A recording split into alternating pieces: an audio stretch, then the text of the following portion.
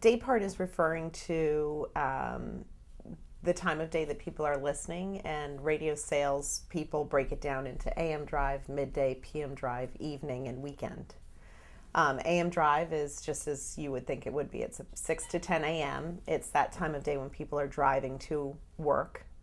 Midday is the middle of the day when people tend to be at the office or settled into their daily routines.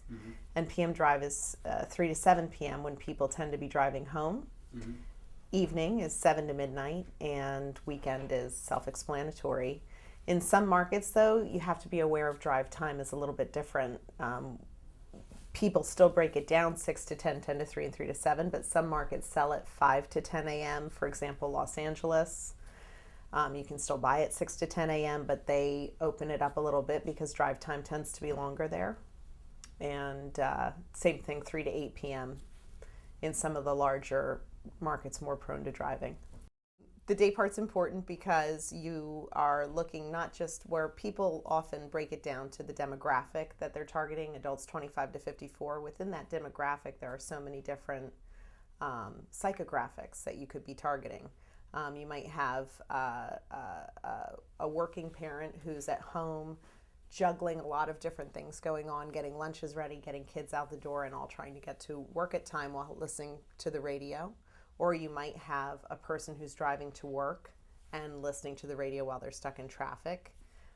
In midday, you've got people listening at work or at home, or you might have a worker in a garage setting who's got it on in the garage, or in a retail store, and so on and so forth. All right, so any advertiser wants to consider the usage habits of the person they're targeting, and the psychology of how they're using radio at any given point in the day, whether it's in the background or the foreground, because what's most important is that you're targeting people when the radio becomes the foreground portion of their listening. When you're looking at reach and frequency, reach is pretty self-explanatory. It's the number of people you're reaching with any given media campaign, and frequency is the number of times you're hearing the message. They go hand in hand with one another because you need to reach as many people as possible to get your message out there, but you also need to reach them enough times that they will take action on the message that they're hearing. Now, there was some research in the past that people technically or traditionally need to hear your message 3 times in order to take action on the message. But there's always going to be a percentage of people who act the first time they hear a message. And there's also going to be a percentage of people who need to hear a message and really be hit over the head with it before they finally do something about it.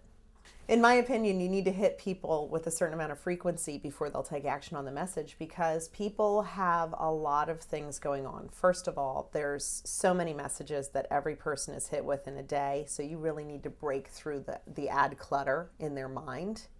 For some people, your message is really timely. For example, somebody who's a diabetic right around Thanksgiving, they're focused on eating this huge meal, they're focused on their blood sugar, they're likely to respond to a message that is already going on in their head, answering a question right away. But you're looking at advertising a new car. People need to be ready to make a purchase or have that going on in their head for them to take action. So it might take 10 times for them to hear the message before they'll actually say, maybe I'll do that test drive that they're advertising.